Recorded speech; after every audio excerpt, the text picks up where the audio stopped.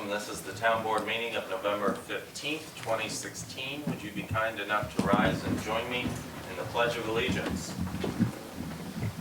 I pledge allegiance to the flag of the United States of America and to the republic for which it stands, one nation, under God, indivisible, with liberty and justice for all.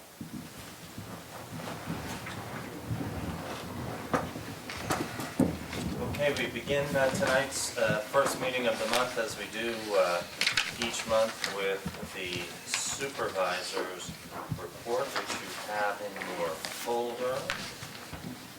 It's the monthly statement ending October 31st. I'll read off the balances for the public. We begin the month of October with an opening balance of $4,189,325.13. Receipts of $309,161, disbursements of $534,362, leaving a remaining balance of $3,964,123. And you have copies of the bank statements.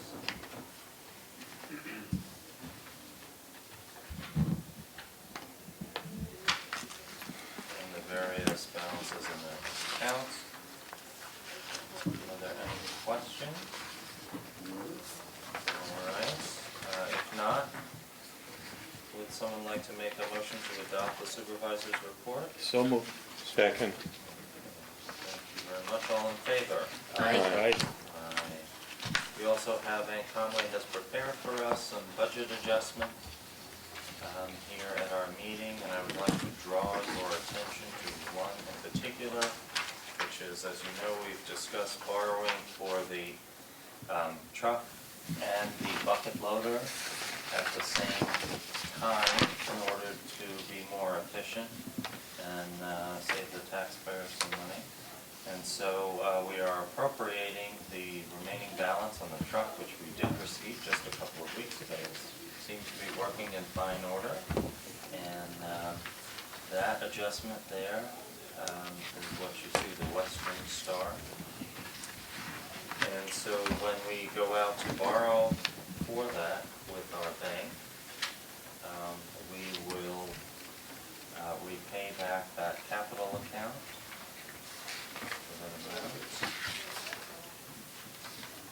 Are there any questions about the proposed budget adjustments? Okay, if not, would somebody like to make a motion to approve them? So moved. Okay. We'll make Harry a second then. Is that all in favor? Aye. Thank you very much. And as always, we have our clerk's report. Susan Camp.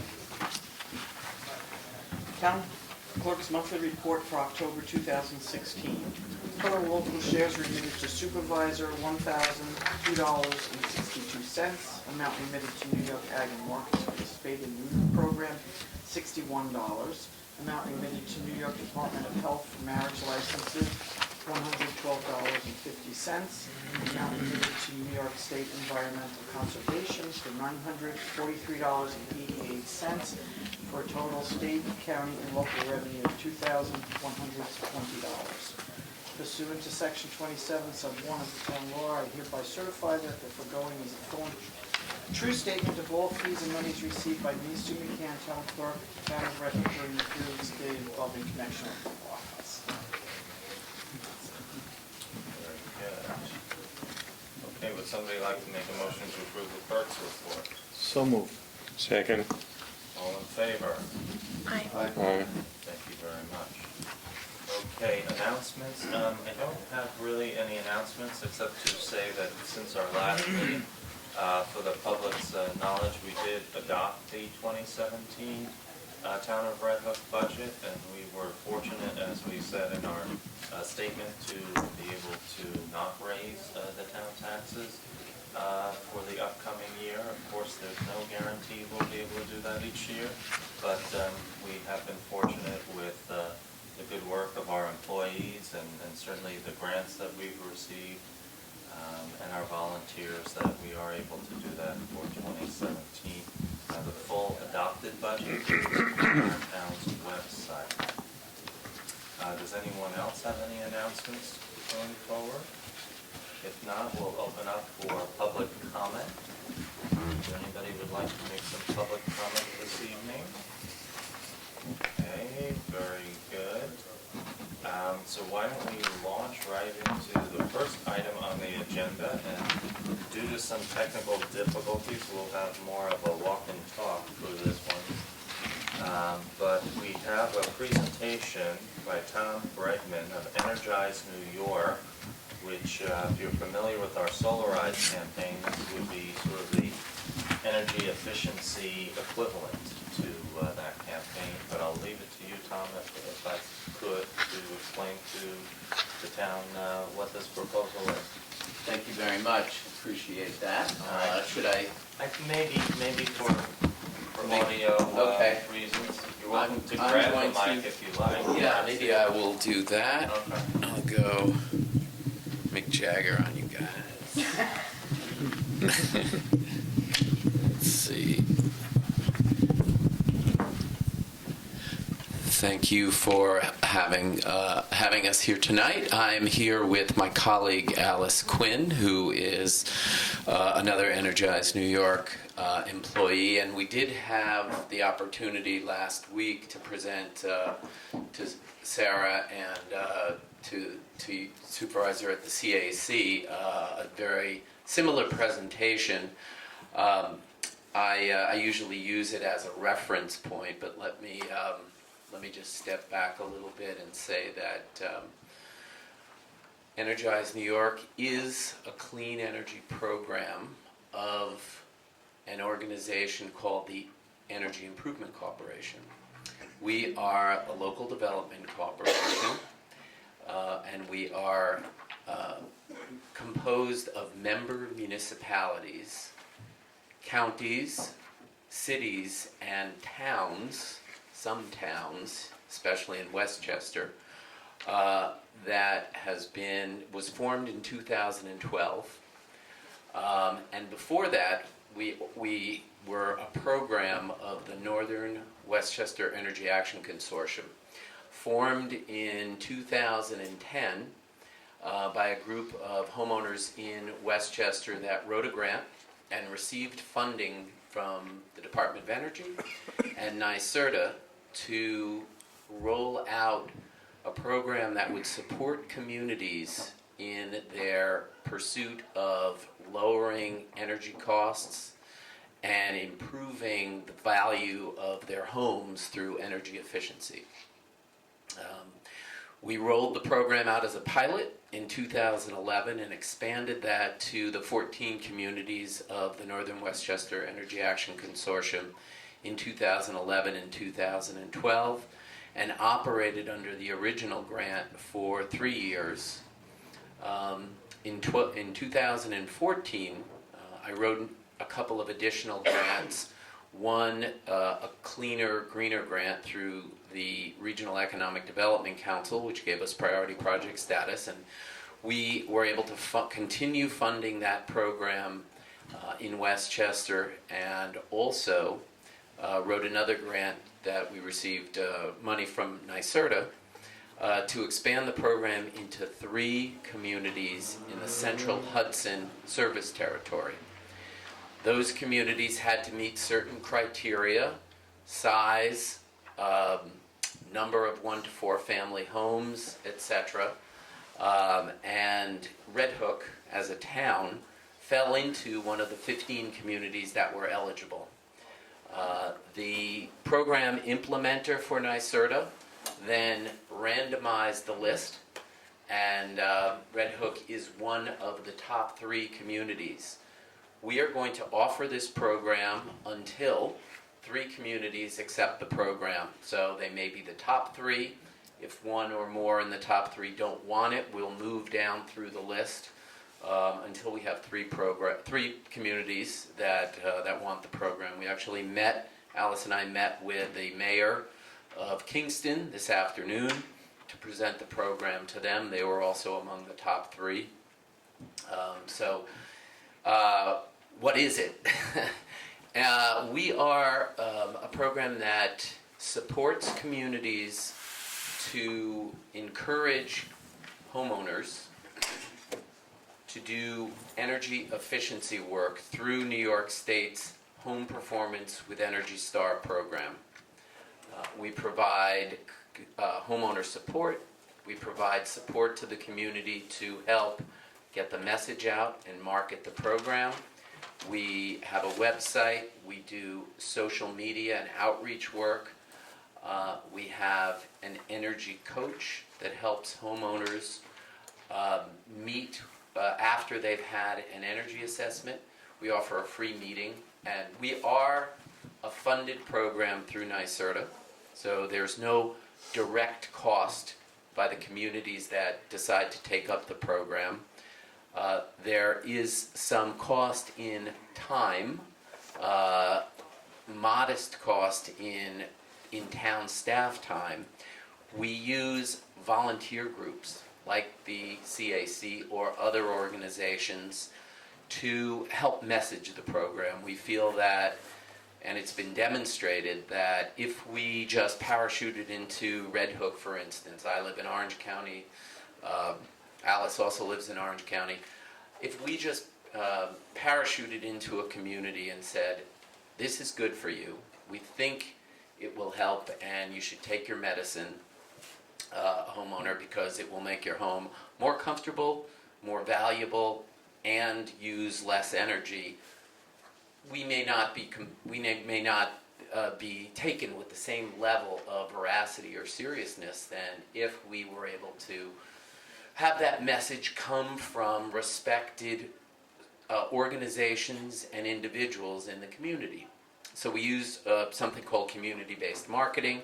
We work with local energized champions and local community organizations to spread that message. But once a homeowner becomes interested in that, we take on 100% of the support and handhold that homeowner through the process.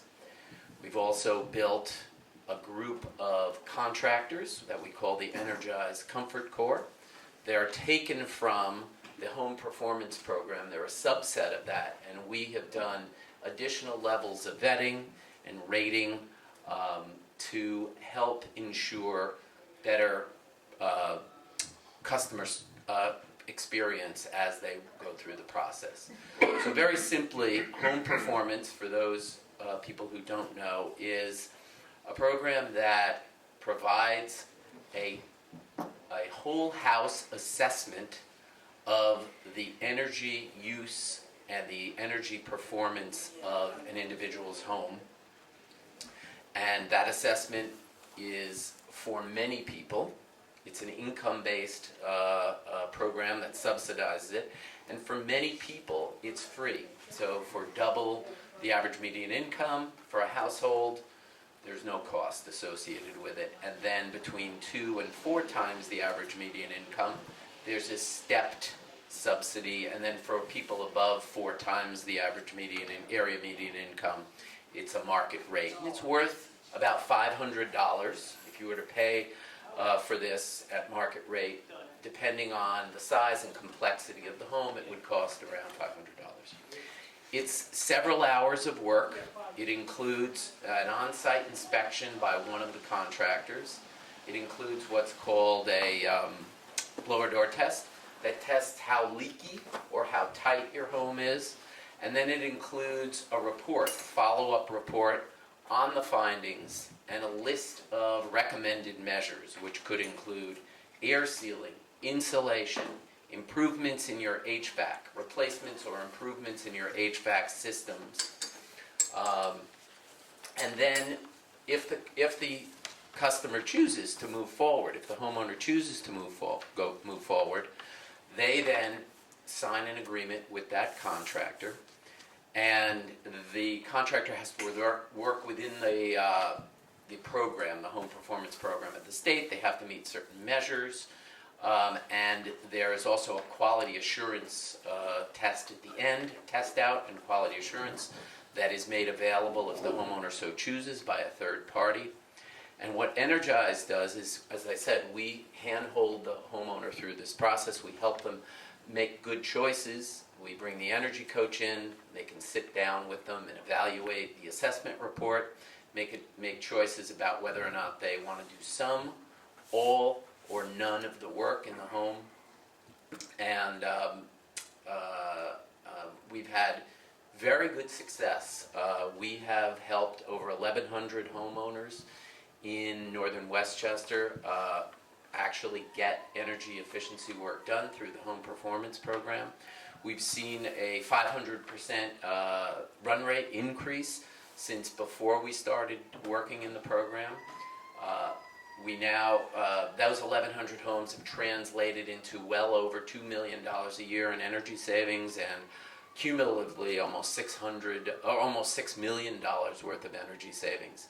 The contractors that have done the work are local, either local meaning that they're in the local community or in the county, certainly in the area, and that's contributed $14 million to the local economy.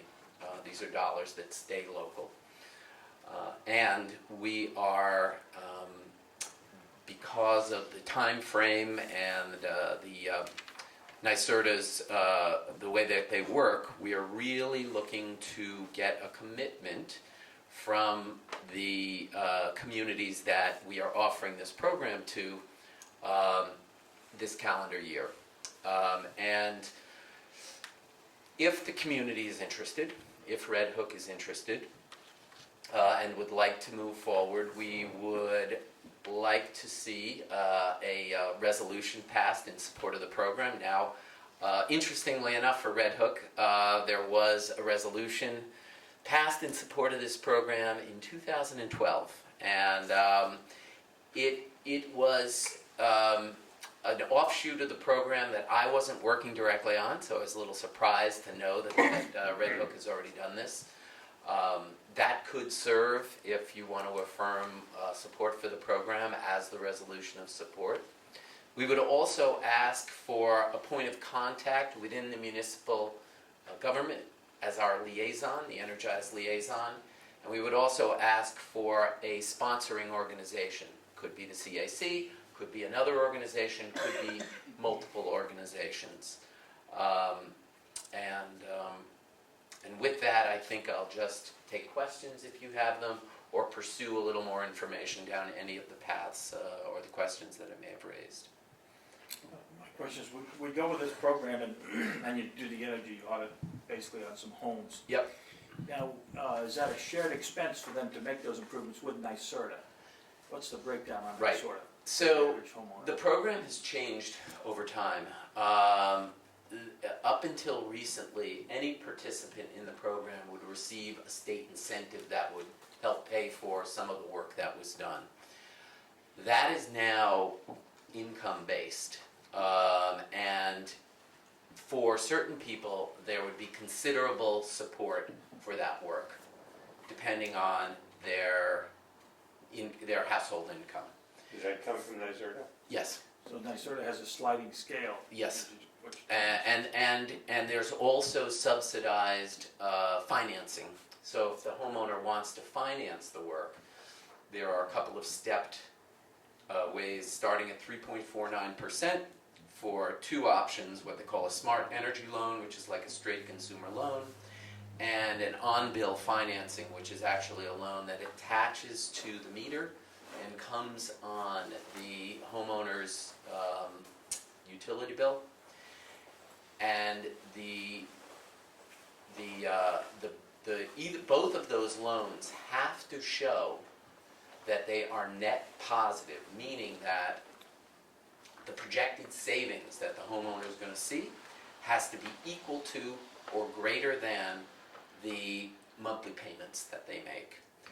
And the way that they do that, there's software that actually calculates what the work will save based upon certain assumptions, cost of fuel, et cetera, and the way they adjust that would be they would lengthen the term of the payoff of that loan to get it to the point where the projections are, meaning that you're net cash flow positive essentially if you decide to pay for it through one of these loans rather than out of your pocket. When the loan paid off, you're very positive. Yeah, exactly, at that point. somebody that's fully qualified, what's NYSERDA, the breakdown, NYSERDA covers half or?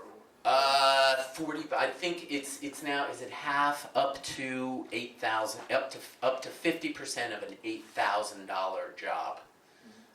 And jobs can vary from a couple of $1,000s to over $10,000 depending on what the work is. Insulation, air sealing, HVAC work. So every house is different. Even two homes built in in the 1960s, right next to each other, same square footage, same design, depending on what the homeowner's done to them over the year in terms of maintenance or upgrades, every home is different. So the key to this really is the assessment. Get your home assessed, and that, as I said, for most households, 90-95% of households, there's no cost. If you're above 2 times the area median income, which I think in this area would be $164,000 for a family of 4, somewhere in that neighborhood, then there's a sliding scale, $50, $100, $150. But below that, there's no cost. So does that money come from NYSERDA as well? Yes. What happens is once the homeowner, we help homeowners through the application process. It's now been very streamlined. You put in some basic information and quickly, within hours or the next day, you'll receive back. Most people do it online. We can walk people through a paper application. You get a reservation number. You can then take that number to one of the participating contractors and give that to them. They do the assessment report, and then they go to NYSERDA with that reservation number once the report has been completed, and they get a payment. It's less than the market rate, which they've grumbled about, but they get a payment from NYSERDA for that. Again, unless your market rate and your income is above 4 times the area median income, and then you pay out of pocket. So does your program have a target number of homes for this town of Red Hook? It's a good question, and some of my slides, I have to reference them a little bit.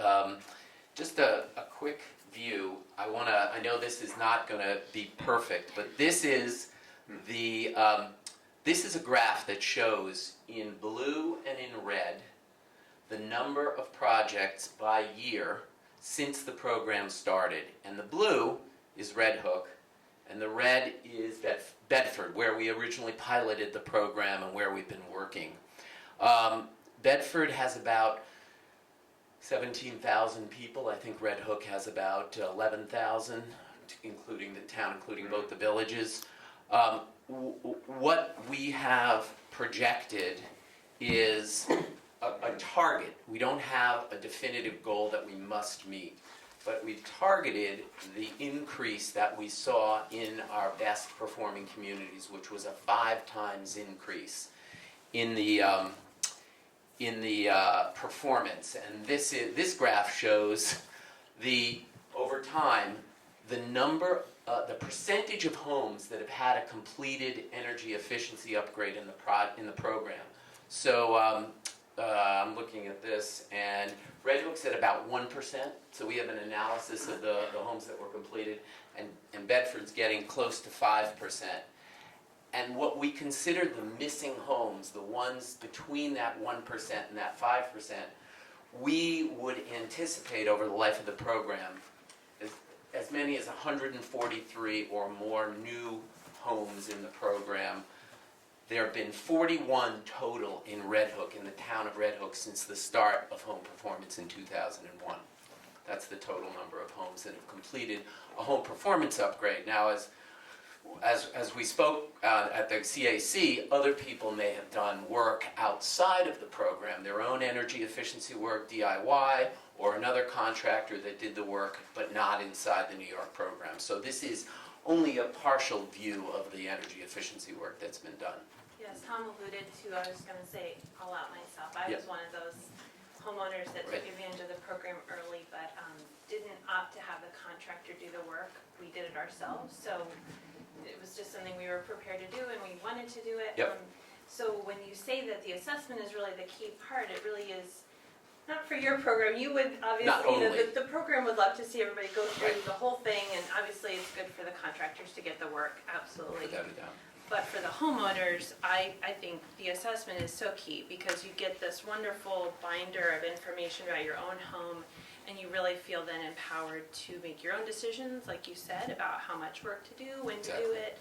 And you understand better, where maybe some of the weaknesses are, or maybe you feel very pleased that you have a home that's quite efficient. That's tight I mean, and that can doesn't need happen any also. work, right. I mean, but it's really an interesting, we found it very interesting and educational experience to go through, and I think that alone is a great thing to offer homeowners, so. Yeah, and it's a great value, and it's offered by the state. And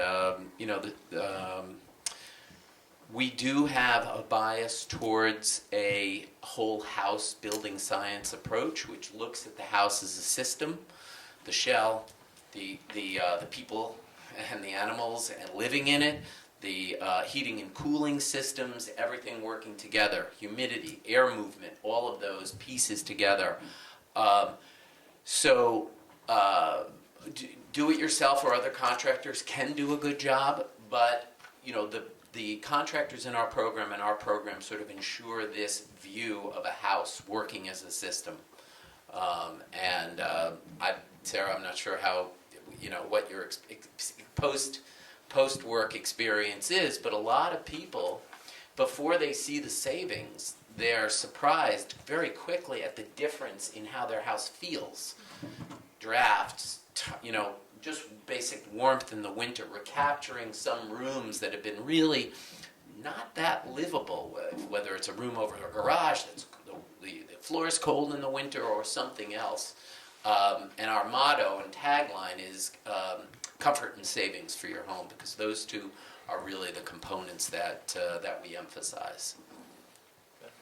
The blue lines you had there. Yes. Was that a result of this 2012 program?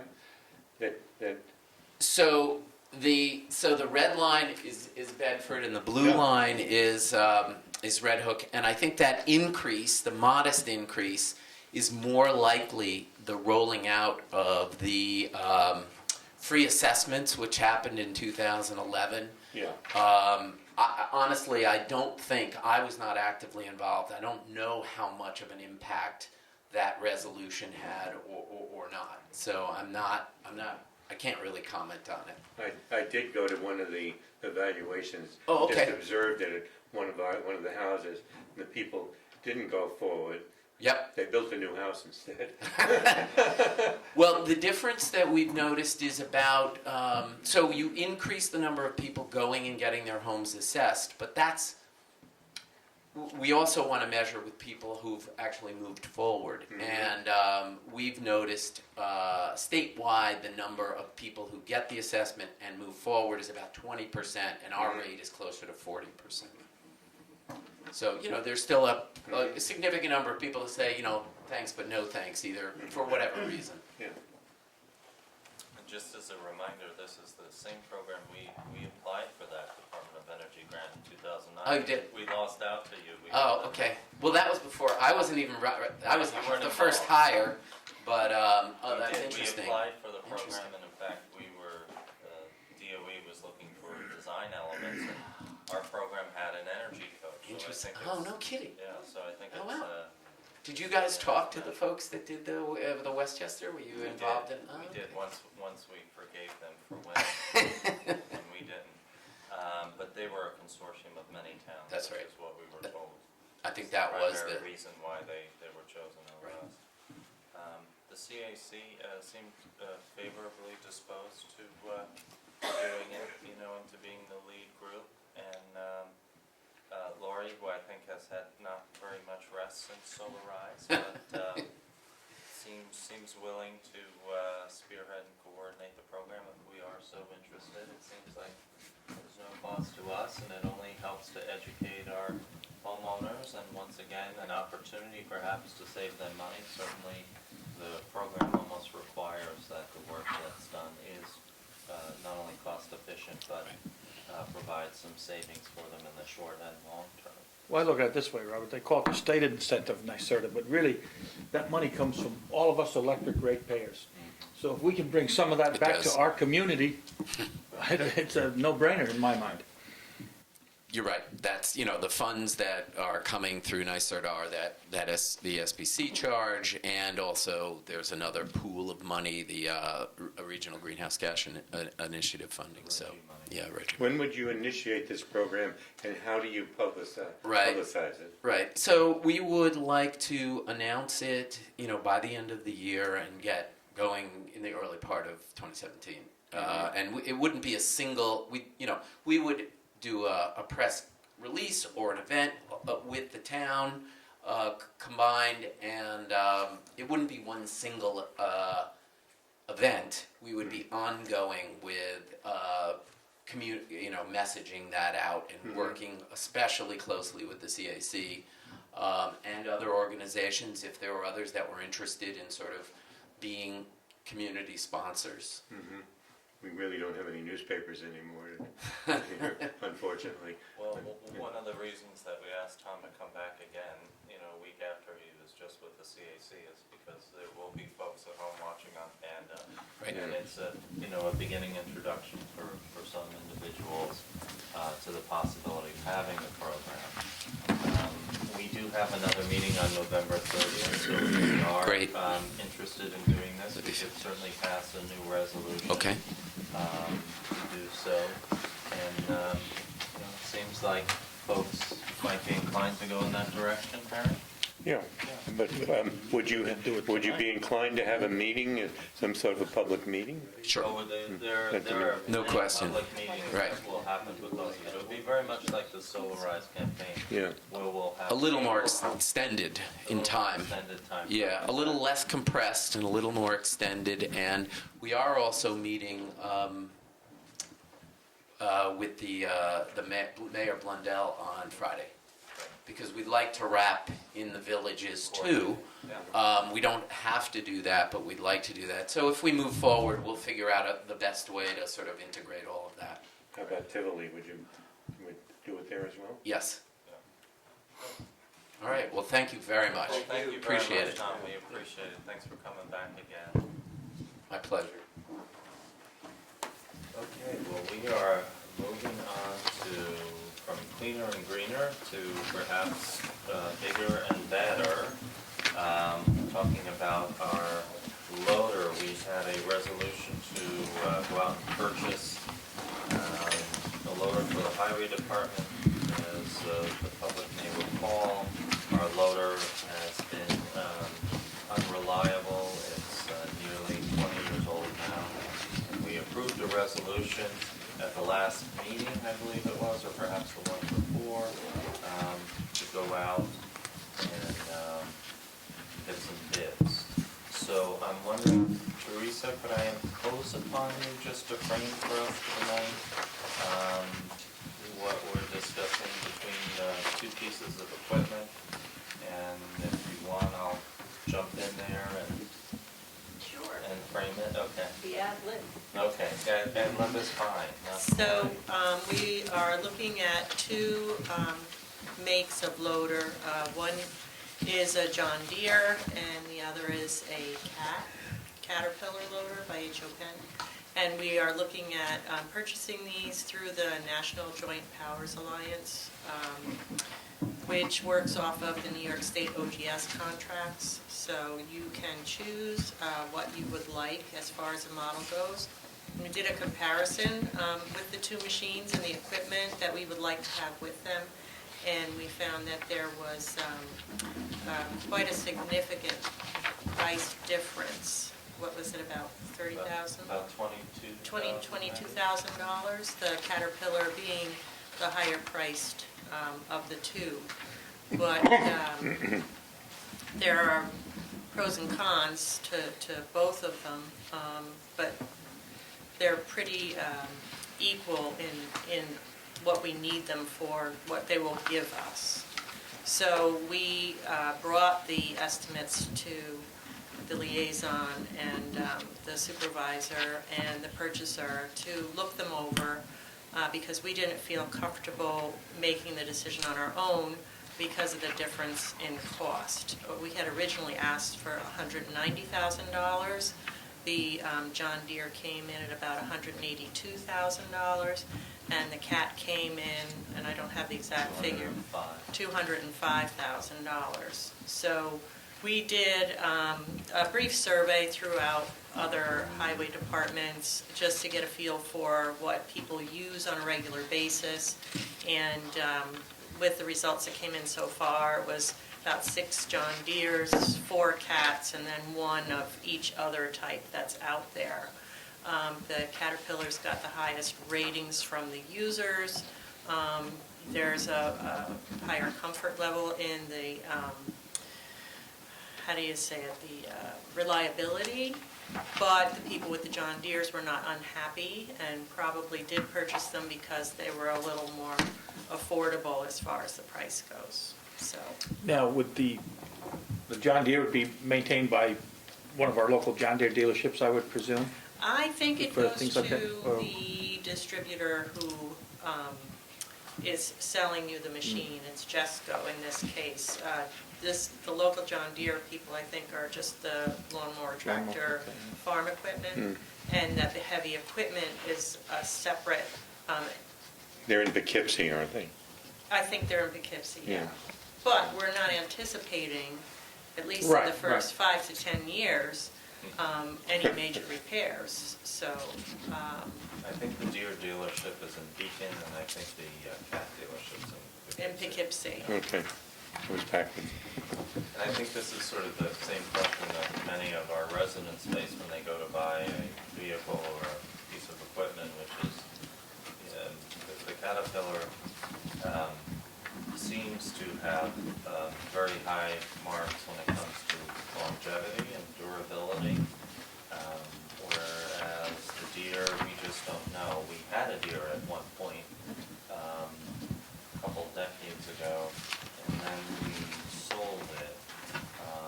We have noticed that there are some Deeres that are available on auction sites, and some of them are not that old, so we're a little bit nervous that perhaps we may be thinking in terms of purchase price and not necessarily about over the long run, which will be the most cost effective. Did you have any thoughts on that, Harry? Yeah, I mean, I thought about this, stayed awake a little bit, thinking about it. There's a significant difference in price, but there may be a significant difference in value based on, and having been around here and watched the problems we've had with our current loader, and when we've had problems, we can't do without it. We have one loader, we need it, we must have it. We can't load the plows up and whatever to do their work without it. So when we have to rent it, we get in a position where we have to rent one. Renting one is somewhere in the order of $5,000 each time we do that. So, we lose efficiency, we lose time, we lose money, and we very quickly pay the price for not going for top of the line. And I mean, that's, I'm not Swami, I can't say for sure, but it's something that's so important to our operation. If we're in the midst of a snowstorm, we have to have it. And along with many other reasons. So, Well, when we were talking with Ted, he Yeah. made the point that if you take that $20,000 and you spread it out over the life of the machine, you're talking about $1,000 a year difference in price. So you're looking at the lump sum now, but if you're expecting longevity and, reliability long-term out of the machine, then that's what you're paying yearly. well, that's another point of view as well. We have a Cat Yeah. grader that's 25 or 30 Yeah. years old, and we don't use it as often as we would use the loader, but it's still a good machine, and they still have the parts on the shelf, and you can still get them overnight. So that's one of the benefits. The loader is used even in the summer quite. We use the loader all year round. It's used a lot. And with this purchase, we've added a few attachments that would make it a more versatile machine. So we would get more use out of it than we're getting from our current loader. We don't do that with our current loader because it doesn't have the technology technology for some of it. It has two and- buckets, the current one. Yeah, The we're current afraid one has to one. spend any money on it Yeah, because yeah. it's just not valuable anymore. Mm-hmm. It wouldn't make any sense, so. Anyway, that was my take on it. We did in our bond resolution authorize up to $210,000, recognizing that maybe with a combination of options that it would take the price up to that level. One of the other considerations that we have to make is not only that winter is here and we've got a loader that we just had repaired, so it is functioning, we hope, right now, but we don't know at what point one of the pumps will go. The price actually of the Caterpillar will go up 3.5% if we take delivery of it in 2017 versus 2016. So we are in a bit of a tight time frame if we want to go in that direction. We can, there are several out there. So it's a consideration. Obviously, we were going to borrow for this piece of equipment over a 5-year period, and even if we do take possession of it here in 2016, we can go ahead with the bank and have our payments start in 2017 as we did articulate that in our 2017 budget. So I don't know, Bill, Sarah, did you all have some thoughts as well? Yes, I've talked with Harry about it, and Okay. Jim, any thoughts? And with debts retiring, it'll keep our loan payments within our budget and what we've anticipated, correct? Yeah. Yeah, we'll still be able to spread it out the way we had anticipated in our budgeting, even though we are going to take possession of it, or hope to do so in 2016, so that we don't experience a price increase. Are the machines out there, both John Deere and Cat, available to take possession this year, Teresa? The Caterpillar has a larger pool to draw from, and talking to the salesperson today, he said there are a few out there. He can't lock it in until there's a purchase order commitment made. The John Deere may have one or two. So it's kind of we won't know until we decide, because today he might have some, tomorrow he may not. Chances are that the Caterpillar will have more than the John Deere because they have more resources, but you're not going to know until you actually say, okay, we've got a commitment, here's your purchase order, let's see what you've got on the lot. He did tell me today there were a few, and John Deere will say the same thing. And you're, of course, going to say, well, we want it and we want it now. Only with your permission. It's Well, not me. if we who says decide that tonight. Well, I think, Which yeah. Which machine are your men more comfortable operating? Either or. We had the heavy equipment operator involved in this from the very beginning, and we've been looking at this for 3 years now. So he has gone through all the specs and put together a very nice package of things that would help this machine be more versatile. And his feeling is it doesn't matter to him particularly which one. It's just what you're comfortable with and what you perceive as the value. Both of them have really, I talked to them at some length, both of them have do the same things and function the same, and function almost the same way. It's a matter of the probability of how long they may last. I mean, that's where my thought is. Which, and I don't have the magic. Neither dealership, both dealerships are county dealerships, but neither one are local, shall we say. Well, they're both in the middle of the Where, county. the next question, my next question is the manufacturer of the machines, Pardon me? They're both American made. both American made? Yeah. Because I know some of them farm it elsewhere at this juncture, but Both American made. Sarah, did you want to? chime in at all? I'm No? comfortable either way. I think you You guys know, have I made a good, beat it around and tried. analysis of the situation. And You know, I just listened bought, to so many we just tiers bought a and minivan, so whatever I over feel the for you. last 2 years. and they It's blame me. hard when you're sitting there and, you've got the sheets of specs probably and, do it which one will last longer. As long as they don't rope you into the extended warranty like they did Yes, to I know, us. 3 years They ago. don't offer extended warranties. That's good. They do have now technological monitoring where the machine actually speaks to the cloud. That's And cool. the cloud speaks to the dealership and says, hey, there's something going on here, and they may not realize it. Right. And the John Deere comes with 1 year of that, and the Cat comes with 3 years of that. So that's a little bit of an advancement that we didn't have before. Yeah, that's interesting. But, No, as I said, hopefully we won't need any of that for a while. My biggest concern is that we have one working, available 24/7, which Yeah. is, we never know when we need it. We have storms and whatever. It's the middle of the night, it's the weekend, Well, we consider it the backbone of the department. it is. And we have looked at the procurement from.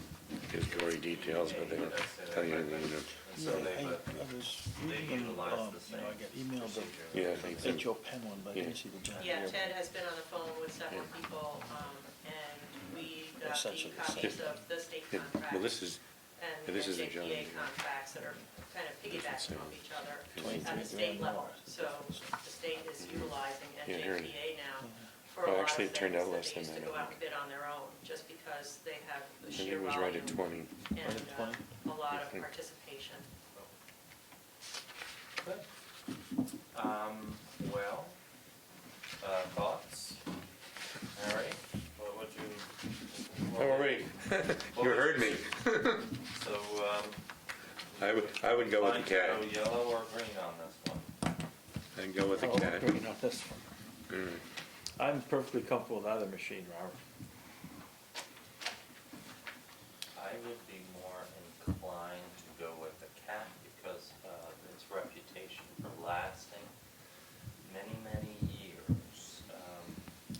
I'm nervous about seeing Deere machines on auction sites when they're only a few years old. Unfortunately, we don't ever get to talk to the previous owners and figure out why they put them up for auction. That would just be my general inclination. If we could get an extra 5 or 10 years out of a machine of this nature, I don't want to be appropriating this kind of money again for quite some time. And as you said before, grader that is now 25 years old. I'm inclined to be one and done, but that's just my inclination. So I'm looking for some input from you. That's two cats and one. Yeah, let's do it for the HO Penn. Sarah, Cat, let's do it. Kat? Okay. Mm. All right. Okay, it sounds like we're gonna have 5 for a cat now. We'll need to go through. It's unanimous. Resolution? No. We already did it. It's in your It's folder. right here with these Last time. guys, yeah. And we need, Did a resolution approving the bond resolution. Right. This is a procurement, which is Yes. authorizing the purchasing agents to go ahead and procure this particular piece of equipment. we want to, So, shall we want to do this as soon as possible to get it in by this year. We'll make a Make motion motion that we to- approve the acquisition of a Caterpillar loader as articulated within our paperwork here. Is there a second? Isn't there- Second. That's for the bond. Did you make the motion? Yes, Robert made I- a motion, You made the you motion, seconded I it. seconded. Okay, Harry seconded the motion to go out and acquire it. Any further discussion? All in favor? Aye. Aye. Thank you all very much. And So- it is spelled out as The the Caterpillar, yes. Yes. For But- Ted's recommendation or for Teresa's recommendation? I guess. While I'm standing here, Yes, ma'am. there's also the matter of the surplus pickup truck that we were attempting to sell at auction. And we did not get the price that I thought should be the minimum for it, so we took it off of the auction site.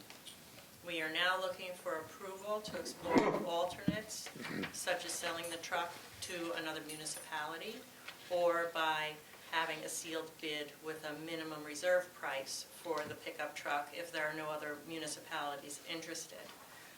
That's about the only way you're going to get to that number that we thought has to be the price for the truck so that it's beneficial for the town. And I think that the auction site, because they have to pay the premium, which is 10%, you're getting 10% less at the auction that you would at a straight out sale, because they're taking that off of their numbers while they're bidding, and they don't want to go above that because they know what the market value is as well. So that's where we are right now. We've not sold the truck, and we would like to be able to either sell it municipally to another municipality or put it out for a sealed bid with a reserve price. And if we don't get the reserve price at that point, then we just call it a day and say, we're going to keep the truck and not purchase the SUV that the proceeds of the truck were meant for. Because I don't think that it's good practice to let the truck go for less than its value. It's not an old truck, it's a good truck, and it wouldn't be doing right by the town to do that. Okay. So you're looking for some guidance from us, I think. Do you have a question, Jim? No, so you're looking for a resolution that you could go to sell to municipality or go to sealed bid at this Yes. juncture, right? Please. And you're gonna have your minimum Yes. price. I'll make that motion. Okay. Second. All right. Any just further discussion? Members of the board, could you just note that that would be to amend, suggest a couple of things, that would be to amend the resolution, and Sue, you may have to find the number for me, that was passed October 26th, authorizing the sale of surplus equipment, because that resolution authorized the sale of this equipment via the auction procedure. So you'd be amending that resolution, and I would think you would want this to recognize that. Reference that. Okay. And reference that resolution as being amended to this extent. I thought we were starting all over again, but okay, Jim, whatever. Jim, Well, would you make that amended clear that that's motion, amended. please? I will amend the motion to include in that the amendment of the prior resolution October 26th. of October 26th. And Somewhere. could I also ask you to then articulate, because it is up to the board to decide the method of sale.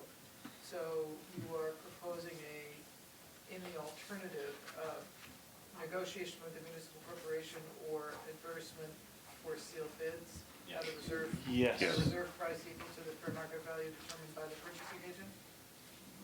Is that what you're saying? Sure. Yes. And he personally probably determined that based on what our highway superintendent told him. Yeah, Right. we did the research and, Yeah. you know, we know what its value You know, the is. shape, the miles and everything about it. Yes, yes. Okay. Teresa, while you're standing, we didn't my finish night. that motion, I'm sorry. Yeah.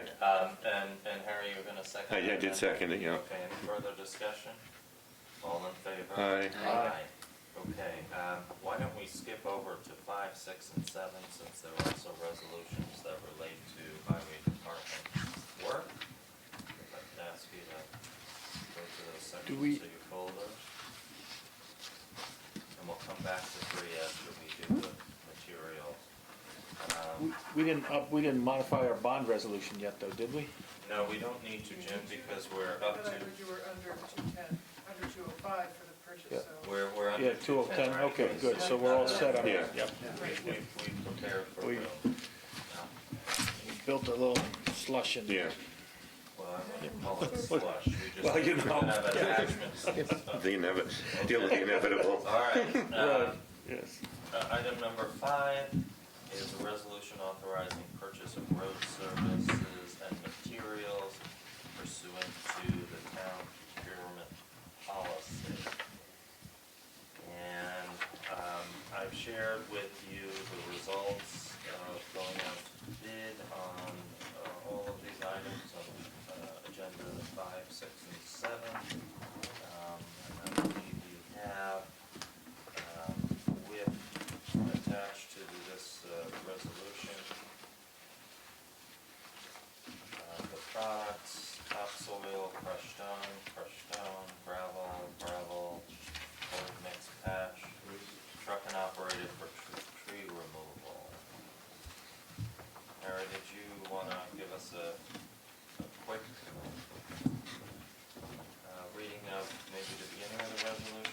I'm trying to find it. Oh, Here. okay, it's in number 5 in your packet. Number 5. Number 5. Number 5. Okay, I have number 5. Authorizing the purchase of road services and materials. No, This would be resolution number I don't have it. 100. 100. Do you have it in yours? I don't have it. I don't have Yeah, it either. Don't I feel I bad. had it, it's like with the, it was like near this crushed stone thing. I don't have it. Well, I'm in 5. Oh, I thought you were in the. All right. That's 3. That's 4. Maybe I'm not in 5. Okay, there it is. There it is. There it is. There it is. I don't need it. Okay.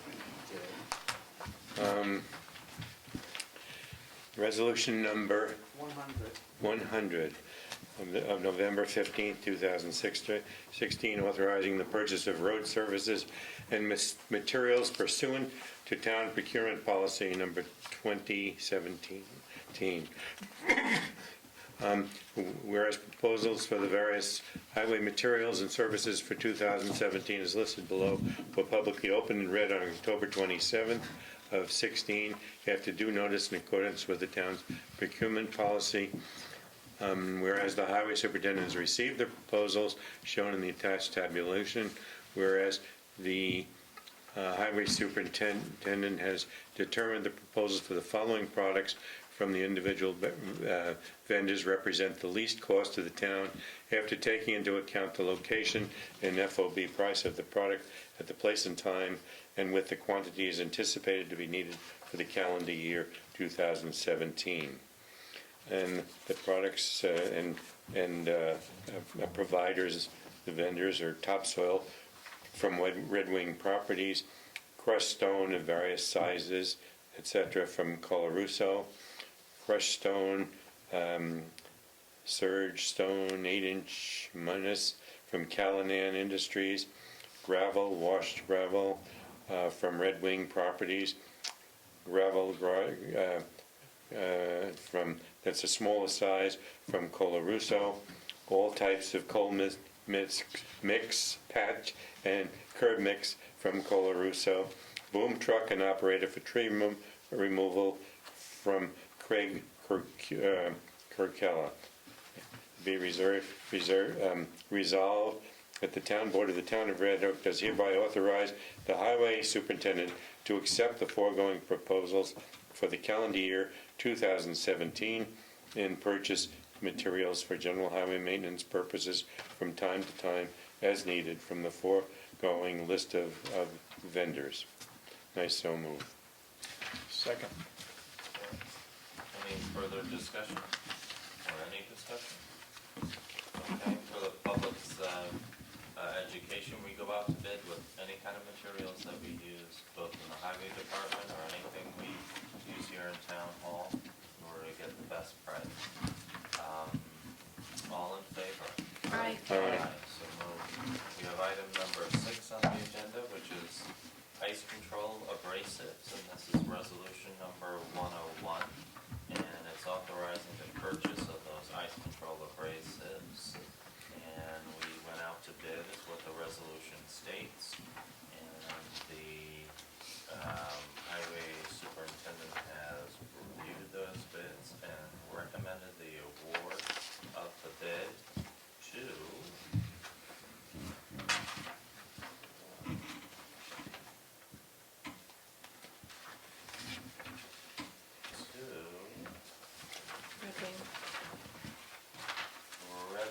Red Wing.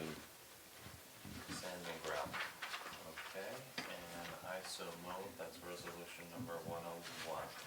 Is there a second?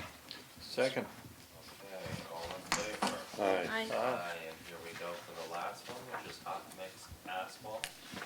And once again, we have conducted sealed bids for hot mix.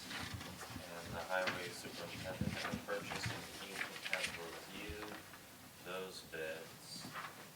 And the lowest bid, which is going to be awarded, is Colarusso. I so move that we approve this resolution. Is there a second? Second. All right, all in favor? All right. Aye. And that is a resolution 102. And I Very just good. want to point out for the hot mix asphalt, those are some of the lowest bid prices we've seen in a long, long time. That's great. Under $40 for binder is amazing. That is, yeah. It's We really. paid, my gosh, close to twice that at some point. You know, Teresa, I really like the way you broke it down. $78 a ton. Yeah, I was gonna say, I remember close to 80. I remember 23 as well, but yeah. Yes, but I like the way you broke it down, you know, the distance we have to travel to get it and incorporate that in the determination. That was Yeah. nice. it Yeah, does add cost, so that's right, yeah. even with all of that, they were stellar. So, thank you. As the price of gasoline goes, so do many of our costs, Yep. right? Yeah. So let's see if it will stay low. Yeah. Thanks, Teresa. Okay, so if we could, we could jump back to items 3 and 4, and then make our way to 8. Just an update on where we are with the Red Hook and Tivoli fire contracts.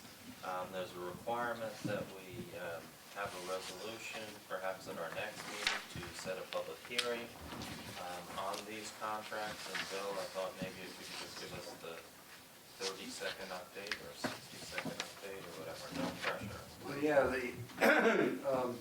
Jim and I met with the fire companies and negotiated the contracts to extend in 2017 and 2018. One contract for the town of Red Hook Fire Company, which is actually the Village of Red Hook Fire Company too, and the Tivoli Fire Company. So they are separate agreements that must be approved by the town board. The numbers are set forth in the proposed agreements based upon our budget analysis, and we're determined by the board to be paid to the Tivoli Fire Company and to the Red Hook Fire Company. And all of the attendant fees spelled out in those contracts. So I think the board has had a chance to approve the numbers. The terms of the contracts are pretty much the same as previous years. And I think we can agree that the fire companies are satisfied based upon our meetings with them. And so I think it's time for us to have a resolution to set the public hearing. So, Well, I don't know that we need to do that tonight. I was just wondering if, well, because these are drafts and maybe the board members would like to review them. The only issue that we have between the village and the town is just setting the percentages contribution for workman's compensation. How much the town pays versus how much the village pays. It is based upon population, and we don't have any updated figures on population. But I think it would be important that we do that every couple of years when we renew the contracts, so that we know, like with the PANDA contract, that we don't get too far out of appropriate ratios. So I'm hoping that at our November 30th meeting, however, we can establish a public hearing on these contracts, and you'll have a couple of weeks more to review these drafts and see if there's anything that we've missed in the process. okay. All right. Can I just ask you a quick question? You have Yes, ma'am. different dates for payment in the Red Hook contract in 2017. The first payment is in March 31, and 2018, the first payment is March 2nd. Is that intentional? I'm sorry, you were looking at the Village of Red The Hook. Village of Red Hook contract, it looks like it's the same amount in each year, Mhm. but there's just a difference in the payment dates, and I wondered if that was intentional. One is the end of March and one is the beginning of March. Yeah. I don't know why those dates. Well, in the previous agreement, they also had different dates. One was March 31st, and the other was 2015, and the other was March 2nd, 2016. Well, maybe So- regular. Well, that's something we can take a look at. Yeah. Probably the bookkeeper can answer that. Yeah, I'm wondering. Yeah, I'm wondering why that is. Okay, very good catch there, Chris.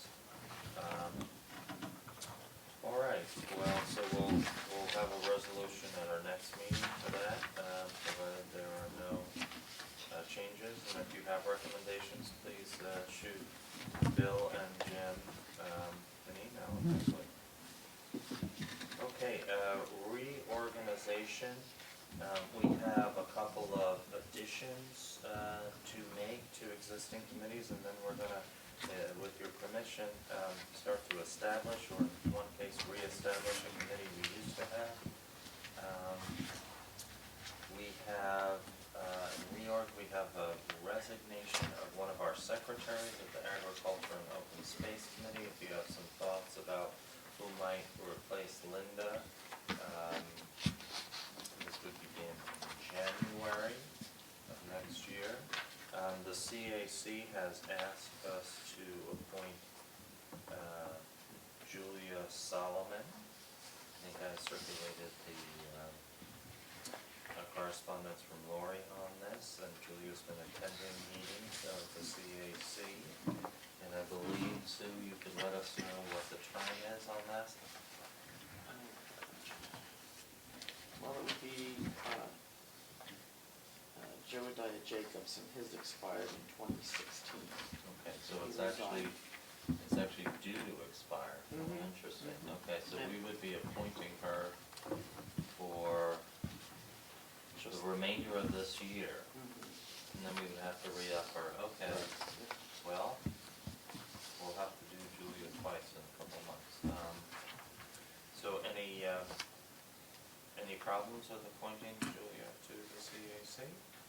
I mean, I can just say that Julie's been attending the CAC meetings for about 3 months, and she's already been a valuable voice at the table, and I think everybody in the committee is happy to have somebody new who has, you can see from her attached letter, expertise in these things, and she brings a specific land use and conservation background, which I think is helpful and adds to the variety of voices at that table. So, Okay. Sarah, would you like to make a motion that we appoint her? sure, I'd make a motion that we appoint Julia Solomon to the spot that's been vacated by Jodiah Jacobson on the CAC.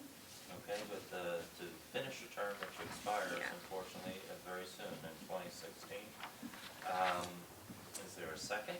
Second. Okay. All in favor? Aye. And then we have the Senior Services Committee membership. We spoke about Yvonne Fox, who was interested in joining. And then we heard back from them that they would like her appointed to the committee.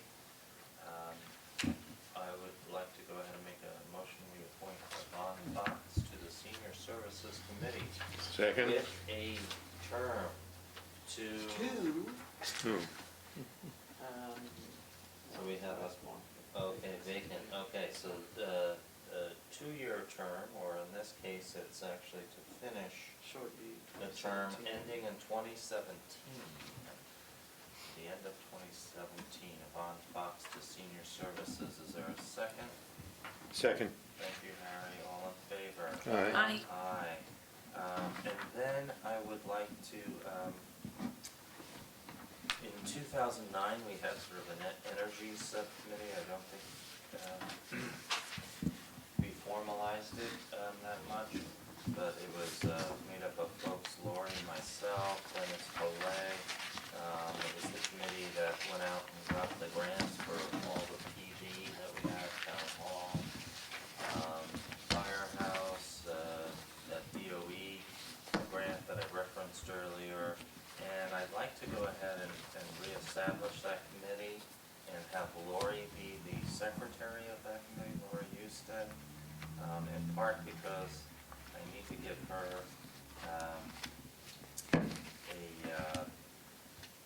a position as a secretary so that we can do this energy code training. She can technically be considered an employee at that point, even if we don't appropriate any money towards it. We are working towards trying to become a clean energy community, perhaps, and we need 2.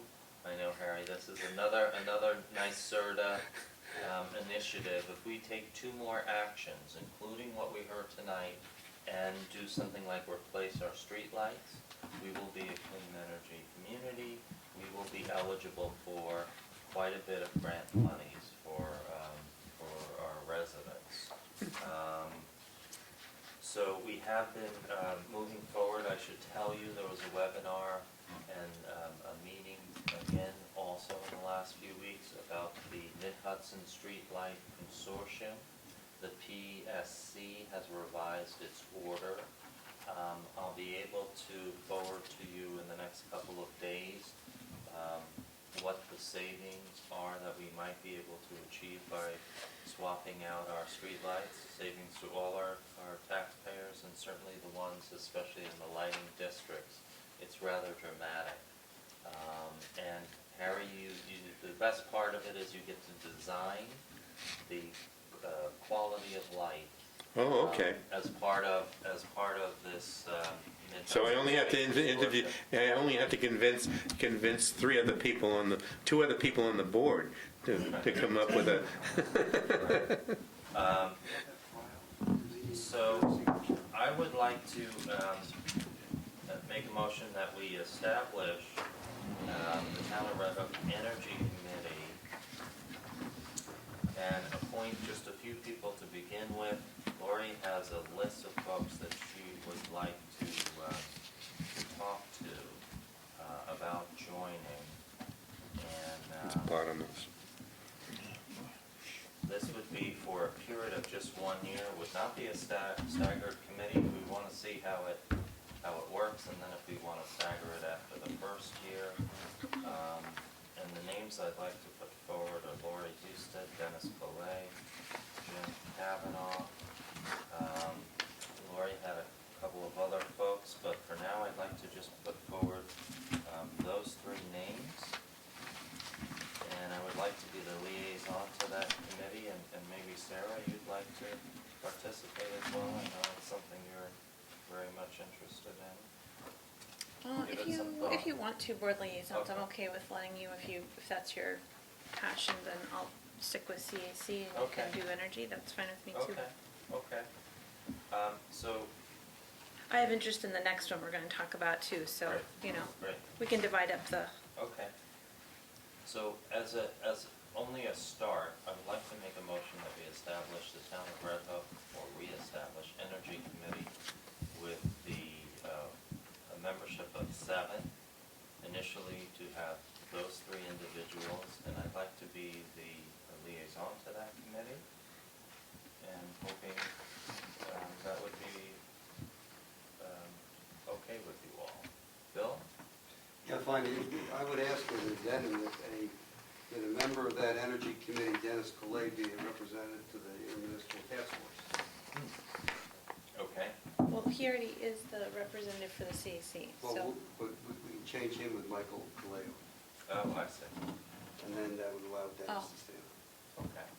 Well, I mean, he already, you mean it would give a spot for Michael? on. And a spot for Dennis. Well, I mean, Okay. there's plenty of spots on there, so I wouldn't worry about it, but sure. On what? In the municipal task force? Yeah, I don't know, I don't know, I think we should think about that. All right. I think we should think about the makeup of the intermunicipal task force. I'm not sure whether it makes sense to have 2 conservation-type committees represented there when we have Okay. kind of a strange mix right now, and we should maybe talk about that before we just jump right to that, my opinion, but. Okay, well, let's focus on Energy Committee so we can get that done. Is it okay that we go ahead and reconstitute that? Harry, you okay with that? Yeah, why don't you just make a motion? Okay, I just did. Okay, second. Second, all right. If there's no further discussion, all in favor? Aye. In terms to expire in 2017. Thank you very much. So there'll be 4 openings there. I should also tell you that we are required, one of the boards that we have is the Assessment Review Board. And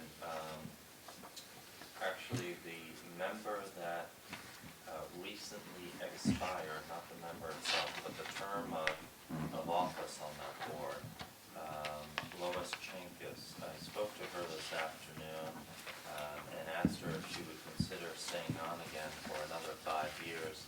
And she regretfully declined and said she's really enjoyed before. She couldn't remember if it was 25 or 30 years that she'd been on the Assessment Review Board.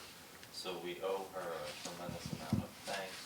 But the reason I bring it up is because there is now an opening, and we are required to fill that as soon as possible before the end of the year. So what I'd like to do is take a look at the composition of that board and see if there's any kind of skill set that we could benefit from in particular that's not already represented on that board. And so if you have any ideas, please shoot me an email if you would with that. Okay. Are there any guidelines for the makeup of that boards that Well, that we should be they- following? They do need to get some training. I know that. Yeah, I realize that it's a legal board and all of that, but sometimes there's some state guidelines of makeup. I'll see Of what I it. can find on If there it, and send and it around. just in case, I'm not sure. Okay. All right. Communications Committee, we've been talking since the beginning of the year about working towards having greater ability to reach out to our residents and let them know what's going on and certainly make town government more available. I should tell you that perhaps as soon as next meeting, we will have our smart screen here in the room where we can have presentations and a greater ability for the public and the public at home to participate. We've also talked about having a communications committee, and Sarah has been kind enough to begin work on that, and some thoughts of what and how and whom. Yeah, so I just want to bring an update. I realized that it would be good to ask the people who have already expressed interest to go ahead and make an email or a letter of interest so that you could have that background that's so helpful to see when you're considering people, especially if they're new to the town volunteering pool. But I thought maybe I would just mention the people who are interested right now, and then you can start thinking about that. And I didn't know if anybody, I also wanted to give an opportunity if anybody has had further thoughts since we last spoke about either who might serve on the committee or what the role of the committee might be. But just to refresh you, some of the main charges initially would be to take a look at our website and see how we could upgrade or improve it, since it's been, I think Dick Wambach said, almost 20 years maybe since we've, Okay. certainly since sometime in the 90s, I think, that they've, since they had that. So it's certainly due for some kind of facelift. And then to look at things like, should the town have a social media policy? What would that look like? And that would mean kind of looking at what other municipalities are doing. Does the state have any recommendations? But really just having a body of people who are interested in those types of issues. So right now, I have Lisa Foscolo, who is a new planning board member. I thought it was important to have somebody from some of those boards that are pretty different from ours, but they also interact with the community. So, she'll be kind of hearing what community feedback is from that board, and she also has a communications background. Matthew Bradich, who is a newer community member. He works for Court Construction, but he has a background in PR and communications and that kind of thing. And then Vicki Perry from the Senior Services Committee, and also has a background in IT, is considering. She hasn't quite given me the thumbs up, but I think it would be good to have somebody from either the Senior Services Committee or just the seniors community at large represented, because we want to make sure, sometimes I think when we talk about technology and web, maybe we think of that as a young person's thing, but I think really it's something that we can look at as for everybody. Plenty of seniors are online, but we want to make sure that whatever we do is accessible to everybody. So those three people from different town committees, or Matthew would be new. And then I spoke to Ann Conway as somebody who could sort of represent the town hall perspective, and she also has been, she was recommended by several people as somebody who's been just great at kind of, being part of a decision-making process and really weighing the pros and cons of how much things will cost and just like forming policy kinds of documents. So those are the 4 that I have right now on the list who seem likely. The 3, other than Vicky, have said yes, absolutely, and Vicky's still considering. And then I think one more person from either the Village of Red Hook or Village of Tivoli would be good. Village of Tivoli just revamped their whole website, so I'd love to see if somebody who is involved in that might be willing to serve with us for a little bit. And then the idea would really be to have a group of 5 with myself as a liaison, possibly to expand to 10 if there was more interest, but at least have 5, and then we would invite people, like we'd have Dick Wambach be an advisor, we'd have other people who have had a big role in town communications come and be sort of advisors to the committee, but there'd sort of be that core group of people that's hearing everything and processing it and, relaying information. So I've asked all of them to provide those letters of interest and maybe a resume if they have them. So I'm not going to do that for Anne. I think you guys all know Anne Conway well enough. But everybody else will provide that, and maybe by next meeting you can take a look and we could officially form it if you're ready. Right. Also, just to let the public know, especially the public at home, we do distribute by email things like the agendas, important information. We have now a growing list of several hundred of our residents who receive that information. And if you would like to be on that email list, please feel free to go ahead and email me and let me know that you would like to join that list, and I'll give it to Linda Stoddard in my office, and we'll add you to that. It's in the short term, a way to at least be up to speed on most of what we're working on. So that's great. Thank you very much, Sarah. That's item number 4. And then we can skip, since we did 5, 6, and 7, to the Red Church Cemetery Association. That's item number 8 in your folder. And I should tell you that the association called me a couple weeks ago, set up an appointment, and Harry joined the meeting. The Cemetery Association, which next year will turn 100 years old, is interested in turning over the operations there on 9G over to the town. And so it's something that we are beginning now to look into and to see what that would entail, what our obligations are. And they are expressing a lack of manpower and womanpower, really, in this case, to continue operating in the manner that it has been over the years. And so we're in the sort of early exploratory phases of trying to figure out exactly what does happen over there at the Red Church and the cemetery. But I've included, at least for the start, some information, financial and survey and otherwise, for you to take a look at. And Chris and I are doing all our legal homework on how and what. And hopefully by the next meeting or the meeting thereafter, we'll have some intelligent information to impart. But the state requires us to take it over, right?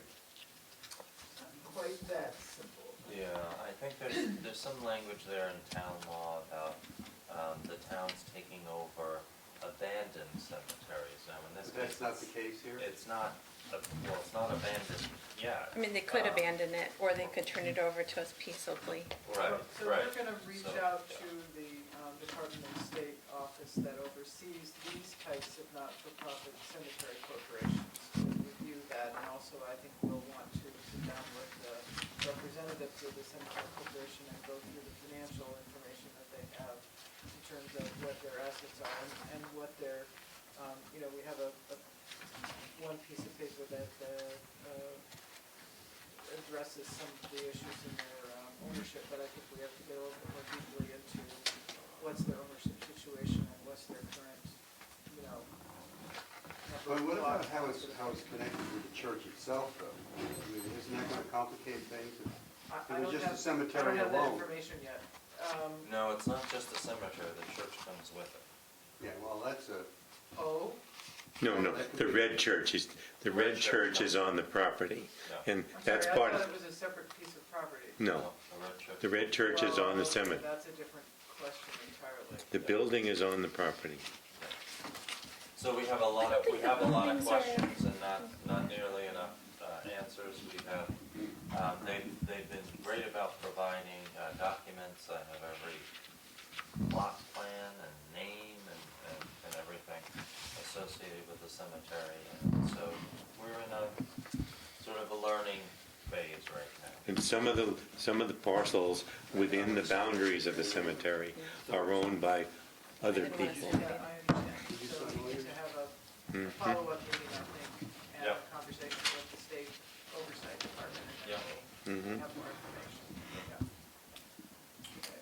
Okay, so if there's no other immediate questions, obviously there will be lots of questions related to that, but if not, we can advance to the next item of the agenda, number 9, which I've already, there it is.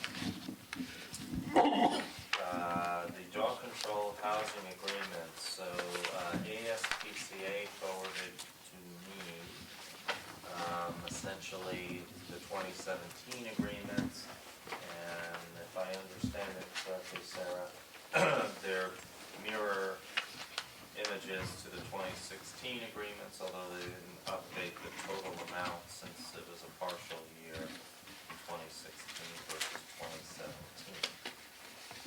Did you want to make some comments on the agreement? Sure, I can just say I didn't go through it line by line. I'm assuming Christine, does your office do So I that? just got it, so we Yeah, will have to but do that. eventually you will do that, yeah. I can do that, but, yeah, it seems like it is the same agreement that we had before and, the same monthly amount, so it will be, more of a lump sum this year, but, within what we budgeted for dog control. And I think feedback that I hear from town residents is that it's working fine. I think there is some concern that we need to work a little bit more on our after-hours plan. The SPCA at this time can't offer us coverage after 5 p.m. And that does become a problem, I think it seems, especially in the summer. And the police end up handling the situation, and as I have told some of you, the main issue is just where to keep the dogs that they sometimes collect, loose dogs that people find. Sometimes people find them, it's not just the police, but people aren't in a position to hold them. But in any case, as far as this contract goes, I feel fine recommending that we go ahead and adopt what we had last for this year. I've met the dog control officer. She seems like she's really, keeping up with what is being asked of her in town. So I think we do still have a little bit of public communication work to do, also making sure people understand how it all works. But I think this has worked well for us and should continue, I think, as far as I'm concerned. I should tell you that I was speaking to the Rhinebeck Town Supervisor and discussing the problems that we've had with after hours and weekends, and asked her if they would consider us compensating their officer that they have. They have an individual who's only available nights and weekends. And so she was very much open to that, and she in fact asked us to put a proposal together, Okay. whether it's on a per incident basis, or if we want to make it an annual contract for a small amount of money. They'll come whenever we have one of these situations.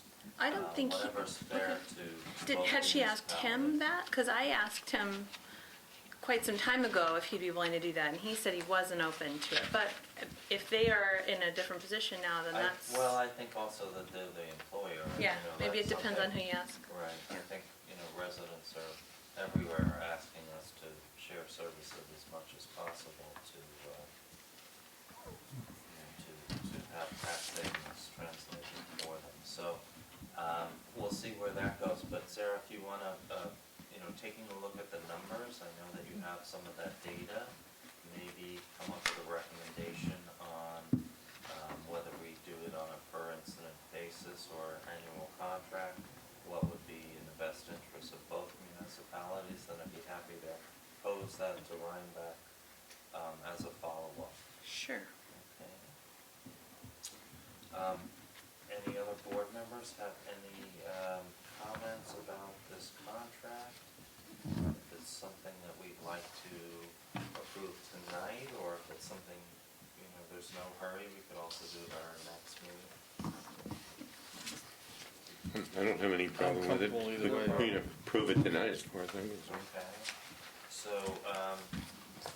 Sarah, would you like to make a motion with an amendment with the correct annual amount perhaps? Yeah, I don't have my phone right with me, to do that math, but I can tell the monthly installment amount is That's correct. fine, that's fine, we'll make the correct. Yeah, so I would move that, should I do them both in one motion, or do we do them in separate motions, does it matter? I think you can go ahead. Go ahead and- You can do okay. both. So I'd move that the board approve the following agreements with the Dutchess County SPCA. One agreement for animal control services that would be in effect starting January 1st, I guess, right? January 1st of 2017 and going through the year for 12 months. And another agreement for dog control housing for the same amount of time, with the contract amount of a monthly fee of $889 for that animal control services agreement. Pending review by our attorney that correctly assesses that this is exactly a mirror image of what we agreed to last year. Okay. And that is a resolution. Number 103, 2016. And second by Bill, is there any further discussion? Okay, all in favor? Aye. Thank you very much. All right, we are nearing the end of the meeting. Item number 10. Just moving along, we had discussed it a couple meetings ago, incentive zoning. I think I had pointed out that we had some issues or things we needed to revisit. I don't know if you've had a chance to take a look at it. But before I go ahead and forward this to our planning consultant for review, I just highlighted at least my suggestions of what I thought needed to be edited or reviewed. Again, just for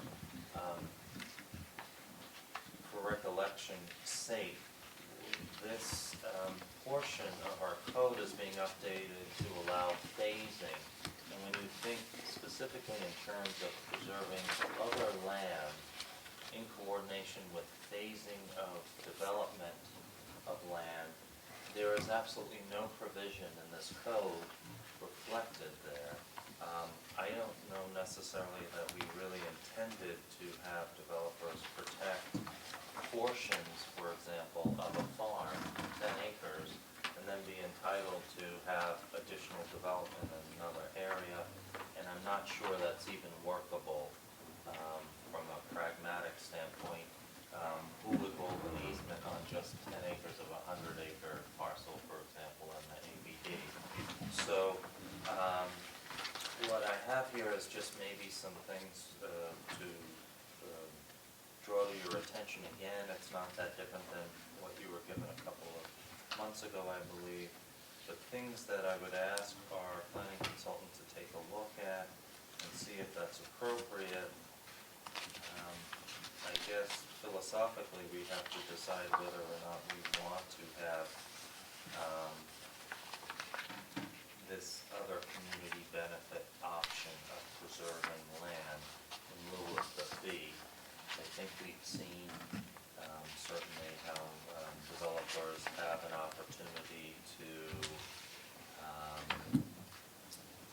build their developments and not pay us recreation fees if they provide additional lands for recreation. I don't know necessarily that we want this as well, to avoid having incentive zoning fees for our preservation, so. food for Well, I'm a thought. little concerned because, I mean, I thought the intent of this was two things. Yeah.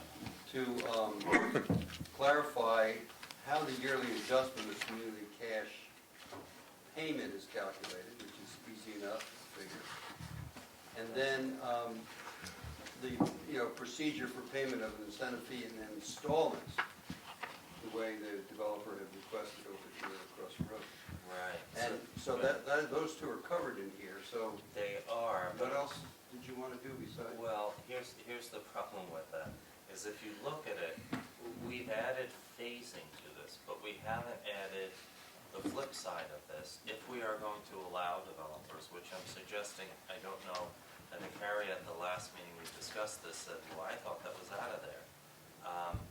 If we If you want allow developers what, to do this? to preserve another, like a portion of a farm property, not a whole farm, but just 10 acres or 12 acres of it. Now we've made it even more complicated and even more nonsensical because now we have a phasing. So how would that happen if we allow a developer to come in and phase paying the incentive zoning fee? Well, what would be the equivalent of that if in lieu of that, they were preserving land? That we would say to them, okay, preserve 6 acres of the farm at this point. Then we'll But- give you but it says 2 payment additional of an units. incentive fee. No, Okay, well, anyway. no, but if you read the whole thing, If you Bill, run there's, that by the planner, maybe she Yeah. could understand what. Okay. all Anyway, right, so any other thoughts you have on this? I'll wait maybe another few days to send it on to Michelle, but please, shoot me an email. Any other things you would like her to review? I think we had promised we would keep this ball moving forward, so we want to go ahead and do that. I guess as long as it's communicated to her that I mean, at least what I'd be interested in it would be her feedback on Yeah. why are these portions in there, what purpose do they serve? Does she share concerns that we may have that this would backfire in some way that the town hadn't anticipated? As long as she's aware that we're not just asking, I don't think we've agreed that we necessarily want to remove these Right. things. We just want to understand better why are they there, because it does seem like perhaps they should be removed, but And the I think the mechanics board of still how needs to it- kind of digest what the implications are and. Right. Right. But we also need to know how the mechanics of it would actually work if it were kept in there. Because it seems to me that it's completely implausible to go ahead and preserve a farm property, for example, 3 acres at a time, or 9 acres at a, whatever the phase is. But this didn't come up from the whole farm project, right? This is a new thought? that It you should have, no, it should have. When we thought about phasing payment, we never thought about phasing preservation Okay, so- at the same time. From that Yeah. prior, yeah. Yeah, okay. So we'll go ahead and do that. Correspondence, our last item before public comment. Correspondence is just from County of Dutchess, Owen Rafter, the commissioner, saying unfortunately we did not receive a consolidation and shared services grant or supplement grant. I think while that money went down county, we still have our fingers crossed. Hopefully we'll get the CDBG moving forward. That's all I have for this evening. Does anybody else have anything tonight? Okay. Hearing nothing else, I'd like to make a motion that we can close the meeting. Second? Is there a second? All in favor? Aye. Thank you very much. Nay. Happy I Thanksgiving, think everyone. Chris wanted to say something, she didn't get it out. Right. So do it next time.